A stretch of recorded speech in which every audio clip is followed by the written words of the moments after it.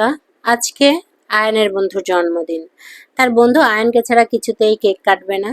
আয়ানের বন্ধুর মাম্মিও বলেছে যে না, আয়ান যখন আসবে তখন আমরা কেক কাটবো। মানে কিছুদিনের জন্য আমি বাড়ি গিয়েছিলাম, তো ওর জন্মদিনের আগেই আমাকে আবার ঢাকা ব্যাক করতে হয়েছে, যেহেতু আয়ানের বন্ধুর আজকে জন্মদিন। আমার ছেলেটা আগে অন্যদের জন্মদিন আছে এই জিনিসটা মানতেই চাইতো না। এটা হচ্ছে সাফিউলের আম্মু এবং আয়ানের বন্ধুর বোন।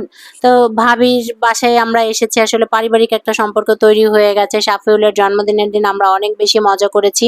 আসলে এটা ভাবতেই পারি নাই, আমার বর আজকে অনেক বেশি অসুস্থ ছিল, হঠাৎ করে ওর প্রেশারটা বেড়ে গিয়েছিল। তারপরেও ছেলের বন্ধুর ইনভাইটেশন ছিল বলে ও আসলে চলে এসেছে অফিস থেকে। অফিস শেষ করার পরেই আমরা এসেছি, যদিও আজকে ফ্রাইডে ছিল, তারপরেও কিন্তু আয়নের বাবার অফিসে যেতে হয়েছিল, তো 5টার সময় ছুটি হয়েছিল। এটা হচ্ছে আয়নের বন্ধু, এটা হচ্ছে আয়নের বন্ধুর বোন এবং আমার বর, সবাই মিলে মজা করছি। গেস্টটা কিন্তু এখনো কেউ আসে নাই, আমি একটু তাড়াতাড়ি চলে গিয়েছিলাম। এটা হচ্ছে ভ্যানিলা কেক। আমি ভাবিকে বলেছিলাম, ভাবি চকলেট কেক দিয়েন, বাচ্চারা কিন্তু চকলেট কেকটা খেতে খুব পছন্দ করে। কেকটা ভালো হইলেও আপনার কেকের ক্রিমটা অত বেশি ভালো হয় নাই, এত বেশি সফট হয়েছিল, আর মনে হয় ফ্রিজে রাখে নাই, যার জন্য কেকটা আমার কাছে খুব বেশি ভালো হয় নাই। আর একটু ভালো করা উচিত ছিল, যিনি কেক বানিয়ে দিয়েছেন তিনি। তো এখানে সাফিউল চলে এসেছে, সাফিউলের বাবা, আত্মীয় স্বজন, মানে বেসিক্যালি হচ্ছে যে ওরা যে কোয়ার্টারগুলোতে থাকে, কৃষি গবেষণার সমস্ত বাচ্চাদের কিন্তু ওরা ইনভাইট করেছিল। এটা হচ্ছে সাফিউলের খালামণি। তো সব বাচ্চারা যখন এসে পড়েছে তখন কিন্তু আমরা কেক কাটবো। এখন এই মুহূর্তে হঠাৎ করে দেখি সাফিউলের বাবা নাই, তো আয়ানকে ওর বন্ধুর পাশে দাঁড়িয়ে দিলাম যে বন্ধুর সাথে আসো, কেক কাটবা। এখানে আমি মোমবাতি জ্বালাচ্ছি, ভাবি অনেক বেশি হেল্প করতেছে, এবং সাফিউলের মা যে অনেক ভালো, শুধুমাত্র তা কিন্তু না, সাফিউলের দাদি, সাফিউলের বাবা, এরা অনেক বেশি আন্তরিক। আমরা গেলে মাঝে মধ্যে এদের বাসায় যাই, এবং আমার ছেলেটার সাথে যেহেতু ওরা খেলাধুলা করে, এখানকার যতগুলো বাচ্চা দেখছেন সবগুলো বাচ্চাই কিন্তু বিকেলবেলা আমি যদি আয়ানকে খেলাতে নিয়ে যাই, সবাই আয়ানের সাথে খেলাধুলা করে। এদের জন্যই আমার ছেলেটা আরো বেশি ভালো আছে, ভালো থাকছে।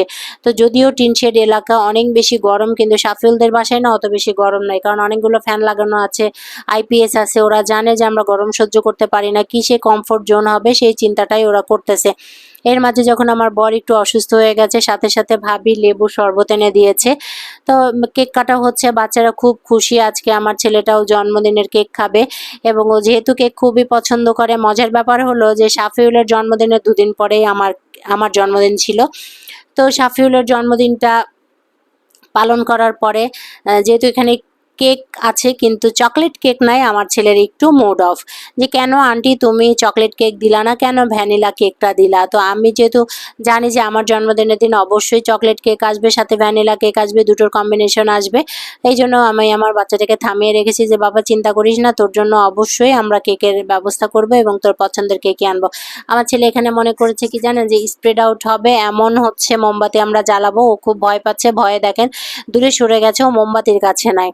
আসলে পারিবারিকভাবে যদি যে কোনো বন্ধুত্ব টিকিয়ে রাখা যায়, আমি চিন্তাও করতে পারি না যে সাফিউল বা সাফিউলের পরিবার আমার আয়ানকে এতটা ভালোবাসবে, যে আমার ছেলে না আসলে ওরা কেক কাটবে না। এর মধ্যে কিন্তু সাফিউলের বাবা চলে এসেছে, এটা হচ্ছে সাফিউলের বাবা চলে এসেছে, আমার বরের সাথে পরিচয় হয়ে নিল, এবং আমরা সবাই মিলে দাঁড়িয়ে কেক কাটতেছি। এখন হ্যাপি বার্থডে বলার পালা। তো বাচ্চারা তো একটু অপেক্ষা করছে যে মোমবাতিটা ভালো করে জ্বলুক, জ্বলার পরে আমরা হ্যাপি বার্থডে বলবো। Happy birthday to you.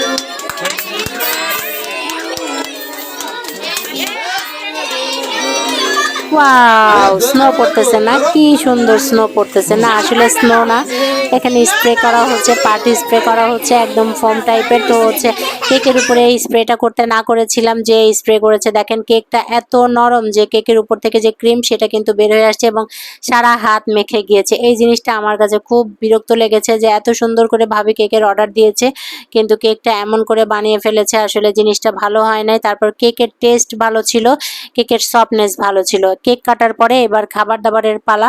তো সেদিন অনেক বেশি গরম ছিল, অনেক বেশি গরম, তারপরেও ঘরটা খুব সুন্দর করে সাজানো হয়েছে, সমস্ত বাচ্চারা একসাথে বসে খাবে। আর আমার বাচ্চার যেটা হয়েছে সেটা হচ্ছে যে এতগুলো বাচ্চা দেখে, এতগুলো মানুষ দেখে ওনা খেতে পারে নাই, জাস্ট একবার খাবার মুখে নিয়েছে, নেওয়ার পরে আর খায় নাই। তো খাওয়া দাওয়ার পর্বের পরে আমি আমার বাচ্চার জন্য একটু খাবার ভাবি বেঁধে দিয়েছিল, সেই খাবারটা আমি 3 বেলা ধরে খাওয়াইছি, মানে এতগুলো খাবার দিয়েছিল। তো খাবার দাবার শেষ হওয়ার পালা, এখন আমাদের হচ্ছে যাওয়ার পালা। আজকে এ পর্যন্তই, নিশ্চয়ই আমাদের ভিডিওটা আপনাদের ভালো লেগেছে, আর আয়নের বন্ধুকে আপনারা আপনারা সবাই শুভ জন্মদিন জানিয়ে দিবেন। সবাই সুস্থ থাকবেন। পরবর্তী ভিডিও দেখতে হলে আমাদের চ্যানেল সাবস্ক্রাইব করে আমাদের সাথে থাকবেন। সে পর্যন্ত সবাই ভালো থাকবেন, সুস্থ থাকবেন। সবাইকে আল্লাহ হাফেজ, বাই।